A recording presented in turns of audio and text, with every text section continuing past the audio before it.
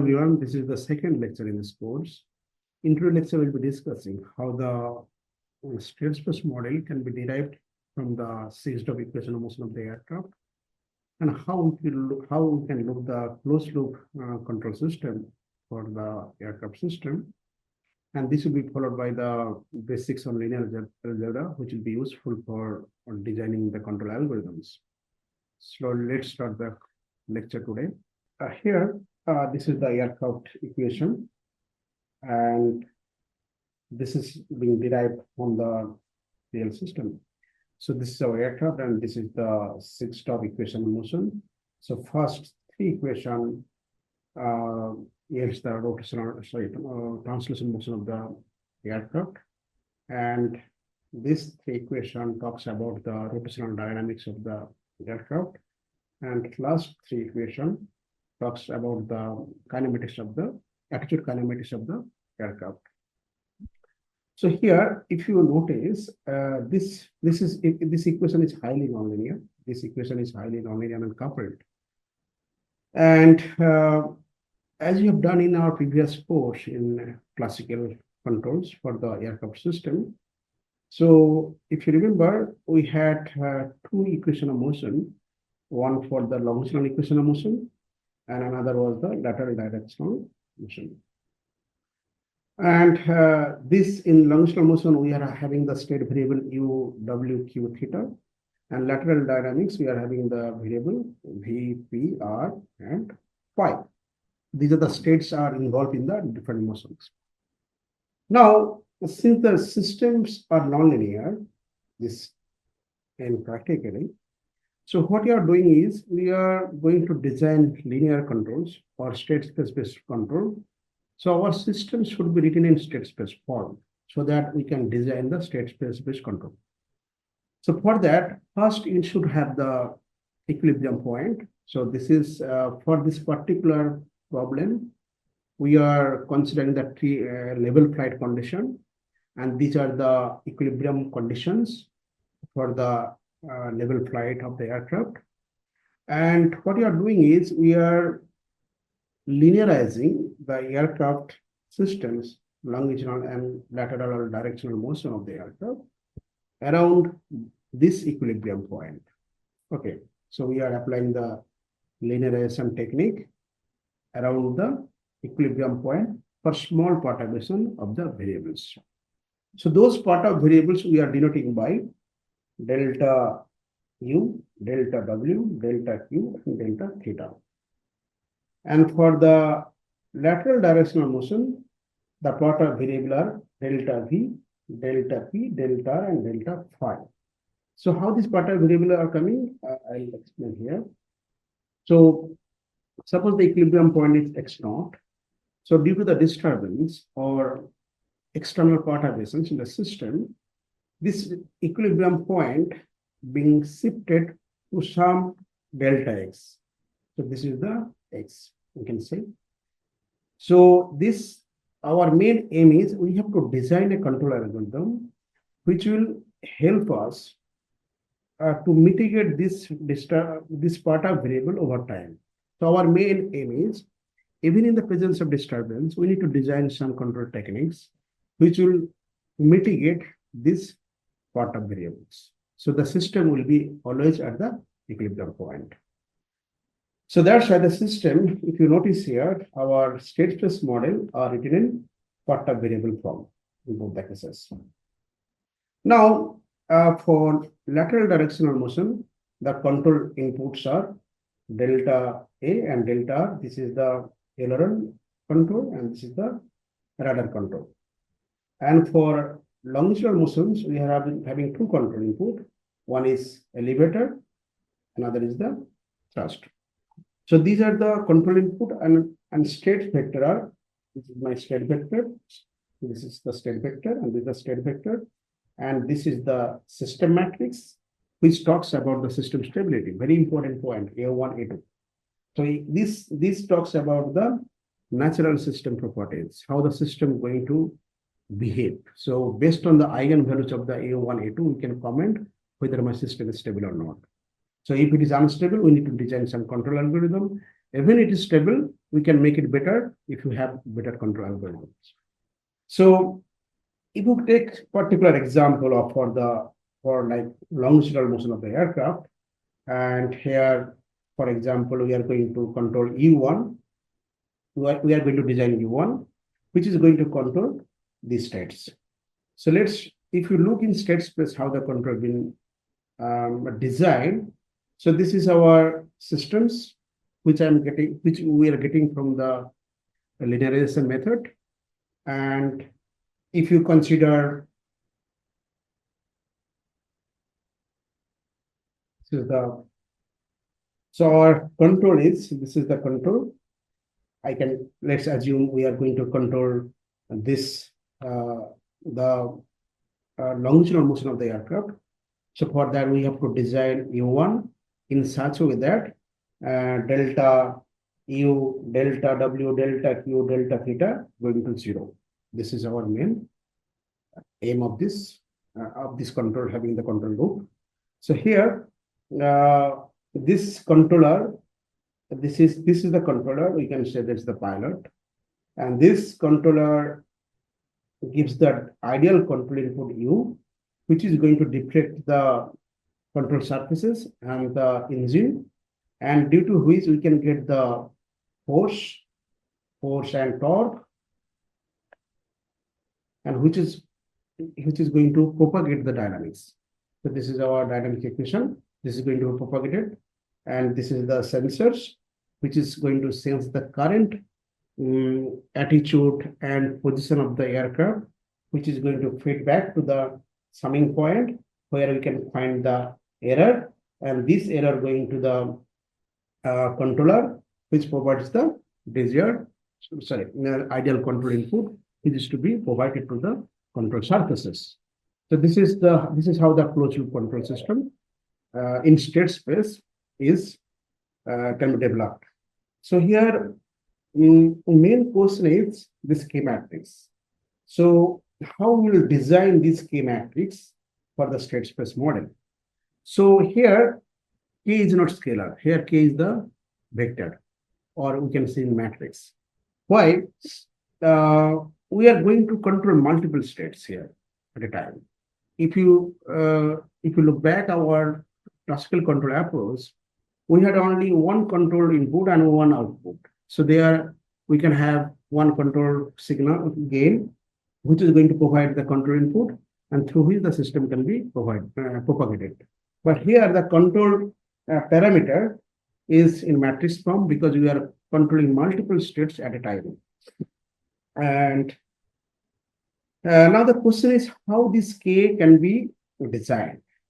So if you look in this particular case, the system is derived, this state space model, this state space model here, this state space model being derived at a particular equilibrium point.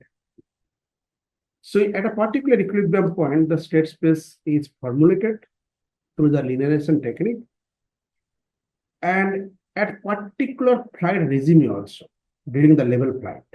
So this is the equilibrium condition. One equilibrium condition can be multiple parameters, but at particular level flight condition, this is our equilibrium condition of the flight. And based on this equilibrium condition, we have arrived this linearized model or state space model.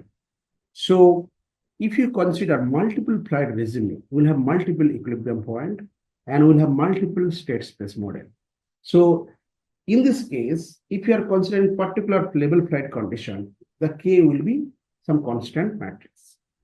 So if you have different equilibrium condition, we'll have different K gain matrix. So this is also, we term this phenomena in flight mechanics as a gain scheduling concept, where we have list of gains for the different flight regime, and which can be used for different transition of the flight. So this is how the gain can be chosen here. So this is I have written here the notes. So if you notice here, our the system what you are having in this case. So here basically the system has been written in the state space form. So we are having matrices. E is a matrix, B is a matrix, also we have vectors. So the modern control depends on too much on matrices. So we should have some basic knowledge on a linear algebra. So let's start with the vector space here. So a vector space V is a set of objects called vectors for which the operation of vector addition and scalar multiplication are defined. And if you assume these are the vectors in the vector space V and these are the scalars, if they satisfy this type condition, we can say that these are the vectors in the vector space. The similar definition can be defined for the subspace. So if we add two vectors in the subspace, the sum of these vectors remains in the subspace. And if we multiply any vector by x by a scalar c, the multiplication cx also still in the subspace. So this is how we can define vector space and subspace. Now, let's come to the linear dependency of vectors. So let us consider there are v1, v2, and vn vectors in the vector space V, and they will be linearly dependent if there is a set of scalars, these are the scalars, with at least one non-zero scalar, this condition, if they are satisfied. So if any of the vector can be written by the linear combination of the rest of the vectors, we can say that the vector is linearly dependent with the other vectors. For example, in this case, V3, if you notice here, we can write the rest of other vectors for this condition. So we can say V3 is linearly dependent with other vectors. And if you look this equation, if alpha 1 to alpha n are 0, and if this condition satisfy, in that case, the vectors will be linearly independent. Only the case when alpha 1, alpha 2 till alpha n are 0. Other than that, if they will be linearly dependent to each other. Now, let's come to the basis vector. So basis vector, let's assume there are three vectors, v1, v2, v3, and in vector space V. Now, if we can write any vector x in the vector space V with a linear combination of these vectors v1, v2, v3, then we can say these are the vectors define the vector space. So if we look in 2D space here, 2D space xy is the space, and if you can define any vector, for example x1, with the linear combination of I and j, and for example here this is the, for example this is A and this is B. So here we can write x1 vector as AI plus Bj. So it means we can define any vector with the help of this basis vector in the 2D space. So since here we are having ij, two vector, we define the vector basis vector. So we can say the dimension of the vector, dimension of the basis vector is 2. So now let's come to the matrix and linear system. So here a matrix A is called invertible when A inverse is exist. So this is we can call invertible matrix if A inverse is exist. And if A and B are invertible matrices, then also they should satisfy this condition. Then we can say this matrices A is invertible, also B is invertible. Now there is symmetric. If you can write any matrix in this, suppose A is a matrix, and if you write the transpose of that matrix, and if it is comes out to be equal as A matrix, then we can say that matrix is symmetric matrix. And a matrix is skew symmetric if A transpose equal to minus A. So here I can write here, suppose a matrix A equal to, for example, so skew symmetric matrix, I hope you know, 0, suppose -2, -3, and +2, 0. For example, this is -1, and this if it is -3, +1, and 0. So if you can write, this is the skew-symmetric matrix, and if you write A transpose, it will get -A. So this is the skew-symmetric matrix, and if it is follows this condition, then we can say the matrix is skew-symmetric. And now let's come to the rank. Rank, let's assume this is the matrix, one matrix is here. And if it is n cross n matrix, square matrix, if all columns of this matrix are linearly independent to each other, then we can say that this is the full matrix. This rank is n. Similarly, if all rows are linearly independent to each other, then you can say the rank is n. If any of the columns is a linear combination of the other columns, then you can say, so for example, this is the column. If you can write this column vector, the linear combination of the any of the rest of the columns, then you can say the rank is n-1. This is not full rank. The same property is also valid for the rows. Now let's come to the, this is how we can define the rank.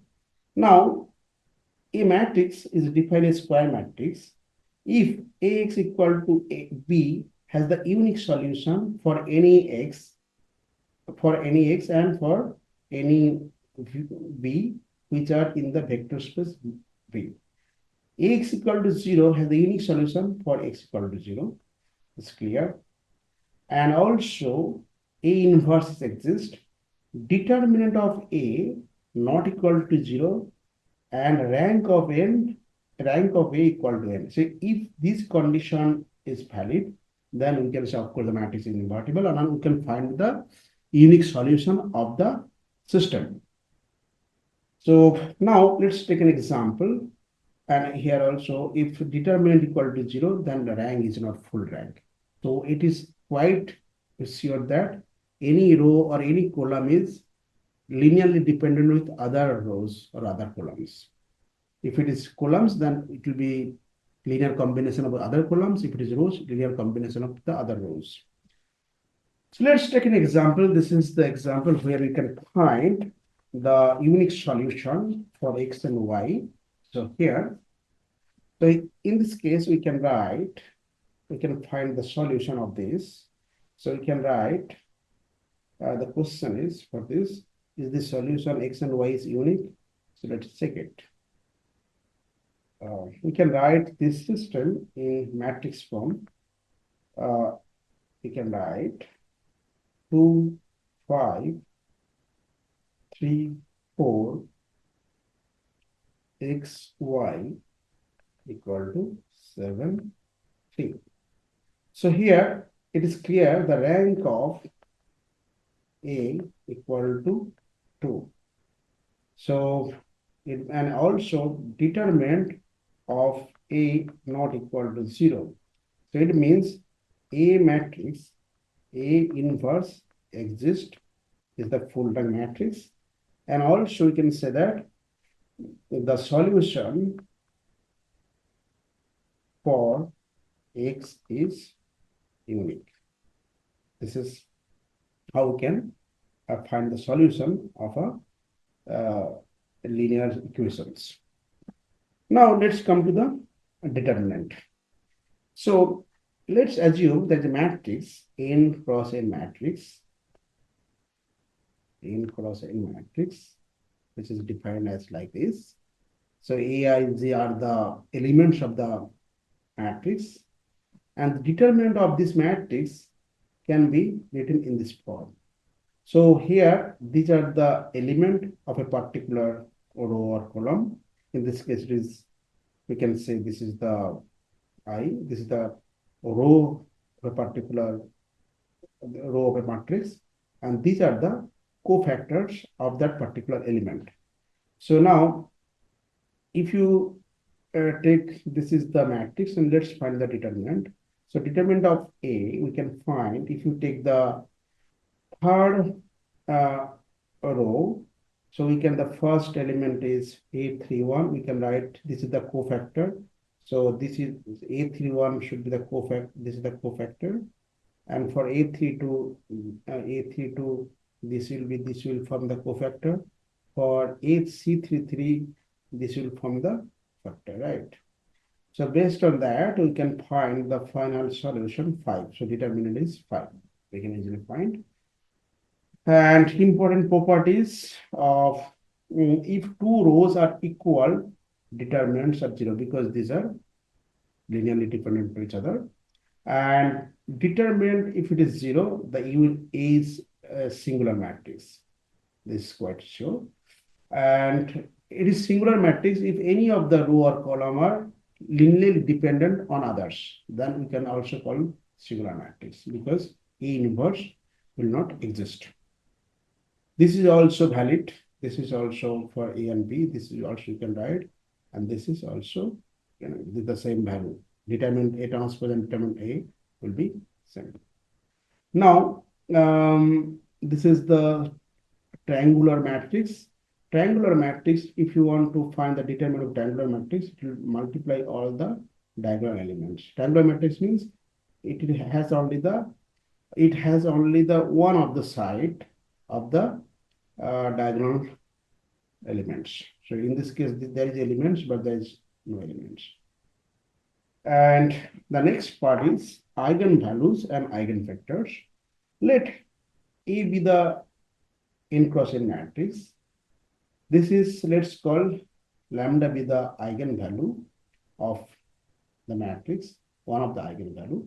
And if there is a non-zero vector x such that this condition will satisfy. This is very, very important, this part. So eigenvalue and eigenvector should satisfy this condition. If they satisfy this condition, we can say x is the eigenvector for the corresponding eigenvalue lambda. So here, let's take an example so that x is a vector which is 1, 1, the eigenvector of A matrix and find the corresponding eigenvalue. So let's solve this problem. So in that case, first, let's find solution is. So here, solution we can write Ax, let's find Ax equal 3, 1, 1, 3. So we have to validate this condition. We have to validate this. We have to validate these properties. Okay. Then we can say these are the eigenvalue and eigenvector. So here we can find Ax is 1, 1. So we can find 4, 4, or we can write 4, 1. So if you can write, so this equation we can easily write Ax equal to lambda x. So here this is nothing but x. This is the x. So we can, and here then it is quite obvious that 4 is the eigenvalue. Yeah. So now let's check whether another vector 1, 2. So let's do now let's consider x equal to 1, 2. So let's check whether this is eigenvector or not. So in that similar way you can proceed. Ax equal to 3, 1, 1, 3, and this is 1, 2. So we can write, can find 5 and 7. So this is difficult. So here we can say 4, 1, 1, not, it is comes out to be, for our case, sorry, for 2, right? And it is 4 and 8. So these are not equal. So in this case, 1, 2 is not the eigenvector. So this is how we can check how can find the eigenvalue. Eigenvalue basically you have to find the Okay, how to find eigenvalue? Lambda equal to 0. We will discuss all this stuff later. This is how we can find the eigenvalue. And eigenvector, if you know the eigenvalue, you can find the eigenvector. Right. So this is how we can find the eigenvalue, and also you can check whether uh, the eigenvector is whether the particular vector is the eigenvector or not of the particular matrix. Yeah. So let's stop it here. These are the basics on linear algebra, and we'll be using very frequently these things in our subsequent control system design. And thank you. We'll continue in the next lecture.